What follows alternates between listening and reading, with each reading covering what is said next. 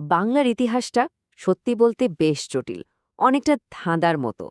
এখানে শতাব্দীর পর শতাব্দী ধরে হিন্দু আর মুসলমানরা একসঙ্গে থেকেছে, পাশাপাশি থেকেছে। কিন্তু আবার সেই সম্পর্কই কখনো কখনো ভয়ঙ্কর রক্তক্ষয়ী সংঘাতে রূপ নিয়েছে। চলুন আজ সেই সহাবস্থান আর সংঘাতের পেছনের কারণগুলো একটু তলিয়ে দেখা যাক। ভাবা যায় মাত্র ৭২ ঘণ্টায় মানে ৩ দিনে ৪,০০০-এরও বেশি মানুষ খুন। এই একটা সংখ্যায় আমাদের থামিয়ে দেয়, ভাবতে বাধ্য করে ঠিক কিভাবে এমন একটা মর্মান্তিক ঘটনা ঘটতে পারল। কি এমন হয়েছিল যার জন্য এতগুলো প্রাণ চলে গেল? আর এই সবকিছুর মূলে ছিল ১৯৪৬ সালের ১৬ই অগস্ট ডাইরেক্ট অ্যাকশন ডে বা প্রত্যক্ষ সংগ্রাম দিবস। বলা যেতে পারে এটা ছিল বাংলার আধুনিক ইতিহাসের অন্যতম কালো একটা অধ্যায়, যা দেশভাগের পথটাকেও যেন তৈরি করে দিয়েছিল। একবার টাইমলাইনটা খেয়াল করুন। ১৬ই অগস্ট মুসলিম লীগের একটা বড় সমাবেশের পর থেকেই কলকাতায় আগুন জ্বলতে শুরু করে। প্রথমে দোকানপাট জোর করে বন্ধ করা, পাথর ছোড়াছুড়ি এসব থেকে শুরু হয়ে দ্রুতই তা এক ভয়াবহ দাঙ্গার চেহারা নেয়। ১৭ই আগস্ট ছিল নৃশংসতার চূড়ান্ত দিন। এর জবাবে ১৮ই আগস্ট থেকে হিন্দু ও শিখদের তরফ থেকে পাল্টা আক্রমণ শুরু হয়। অবশেষে প্রায় এক সপ্তাহ পর ২২শে আগস্ট পরিস্থিতি কিছুটা নিয়ন্ত্রণে আসে। শুধু মৃত্যু দিয়েই এই ভয়ঙ্করতার পরিমাপ করা যাবে না। ৪,০০০-এর বেশি মানুষের মৃত্যুর সাথে সাথে প্রায় ১,০০,০০০ মানুষ তাদের ঘরবাড়ি হারিয়েছিল, একেবারে সর্বশান্ত হয়ে গিয়েছিল। এই সময়টা এতটাই ভয়াবহ ছিল যে এর নামই হয়ে গিয়েছিল the week of the long knives. নামটা শুনলেই এর নৃশংসতাটা কল্পনা করা যায়। আর তখনকার রাজনৈতিক পরিস্থিতি যে কতটা উত্তপ্ত ছিল তা সর্বভারতীয় মুসলিম লীগের নেতা মোহাম্মদ আলী জিন্নাহার এই একটা কথাতেই স্পষ্ট। হয় ভারত ভাগ হবে, না হলে ধ্বংস হবে। বোঝাই যাচ্ছে আপোষের কোনো জায়গায় আর বাকি ছিল না। কিন্তু প্রশ্নটা হলো, পরিস্থিতি ঠিক কিভাবে এতটা খারাপ হয়ে গেল? কেন আলোচনার টেবিল থেকে সরে এসে রাজপথের সংঘাতের ডাক দেয়া হলো? এর উত্তরটা আসলে লুকিয়ে আছে তখনকার রাজনীতিতে, সেই বিভাজনের বীজের মধ্যে।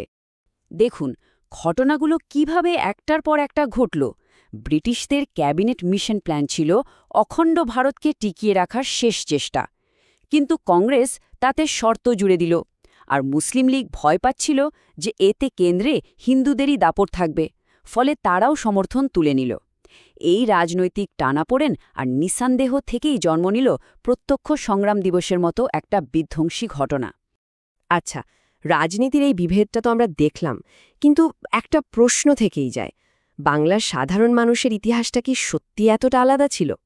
চলুন এবার রাজনীতির ময়দান থেকে সরে এসে একদম সাধারণ মানুষের শেকড়ের দিকে তাকাই। এই প্রশ্নটা কিন্তু খুব জরুরি। রাজনীতির ময়দানে যা হচ্ছিল সেটা কি আসলেই বাংলার হাজার বছরের হিন্দু মুসলমানের পাশাপাশি থাকার ছবিটা তুলে ধরে, নাকি এর আড়ালে অন্য কোনো গল্প আছে যা আমরা প্রায়ই ভুলে যাই? মজার ব্যাপার হলো, ইতিহাস আর বিজ্ঞান কিন্তু একদম অন্য কথা বলছে। গবেষণায় বারবার প্রমাণ হয়েছে যে বাংলার বেশিরভাগ মুসলমান আসলে আরব বা ইরান থেকে আসেননি। তারা এই মাটিরই সন্তান, যাদের পূর্বপুরুষরা একটা সময় ইসলাম ধর্ম গ্রহণ করেছিলেন। অর্থাৎ বাংলার হিন্দু আর মুসলমানের শেকড় একটাই, তাদের দেহে একই রক্ত বইছে। আসলে বাংলার মাটিতে সবসময়ই একটা সহনশীলতা আর সমন্বয়ের সংস্কৃতি ছিল। এখানে ধর্মকে কেবল শাস্ত্র দিয়ে বিচার করা হতো না, উপলব্ধি দিয়ে খোঁজা হতো। স্বামী বিবেকানন্দের এই কথাটা সেই গভীর চিন্তারই একটা উদাহরণ। আর এই ভাবনাই হয়তো হাজার বছর ধরে নানা ধর্মবিশ্বাসের মানুষকে একসঙ্গে থাকতে সাহায্য করেছে। তো ইতিহাস তো গেল, কিন্তু বর্তমানে কি অবস্থা? সত্যি বলতে ১৯৪৬ সালের সেই ক্ষত আর বিভেদ আজও কিন্তু আমাদের অঞ্চলের রাজনীতিকে তাড়া করে বেড়ায়। এর প্রভাব এখনও খুবই স্পষ্ট। আর আধুনিক রাজনীতির একটা খুব গুরুত্বপূর্ণ ধারণা হল এই ধর্মনিরপেক্ষতা। মানেটা খুব সোজা, রাষ্ট্র আর ধর্ম আলাদা থাকবে। রাষ্ট্র কোনো বিশেষ ধর্মকে প্রাধান্য দেবে না, বরং সব নাগরিককে সমান চোখে দেখবে, সে যে ধর্মেরই হোক না কেন। বাংলাদেশের সংবিধানেও কিন্তু এই নীতিটাকেই ভিত্তি হিসেবে ধরা হয়েছিল। আর এখানেই আজকের দিনের মূল সংঘাতটা। একদিকে আছে ধর্মভিত্তিক রাজনীতি, যা রাষ্ট্র আর ধর্মকে এক করে দেখতে চায়, যেখানে মানুষের রাজনৈতিক পরিচয়টাই তার ধর্মীয় পরিচয়। আর ঠিক তার বিপরীতে আছে ধর্মনিরপেক্ষতার ধারণা, যা বলে মানুষের আসল পরিচয় হল নাগরিকত্ব, ধর্ম নয়। এই দুই চিন্তার লড়াইটাই আজকের রাজনৈতিক উত্তেজনার একটা বড় কারণ। যখন ধর্মকে রাজনীতির জন্য ব্যবহার করা হয়, তার ফল যে কতটা ভয়ঙ্কর হতে পারে, এই ঘটনাগুলো তারই কিছু মর্মান্তিক উদাহরণ। ২০০৪ সালের গ্রেনেড হামলা, ২০০৫ সালে সারা দেশে একযোগে বোমা হামলা, কিংবা ২০১৬ সালের হোলি আর্টিজান হামলা, প্রতিটি ঘটনাই আমাদের মনে করিয়ে দেয় ধর্মভিত্তিক চরমপন্থা একটা সমাজের জন্য কতটা বিপজ্জনক হতে পারে। আবার মুদ্রার অপর পিঠও আছে। সংখ্যালঘু নেতাদের দিক থেকেও কিন্তু বিভিন্ন রাজনৈতিক দলের বিরুদ্ধে অভিযোগ শোনা যায়।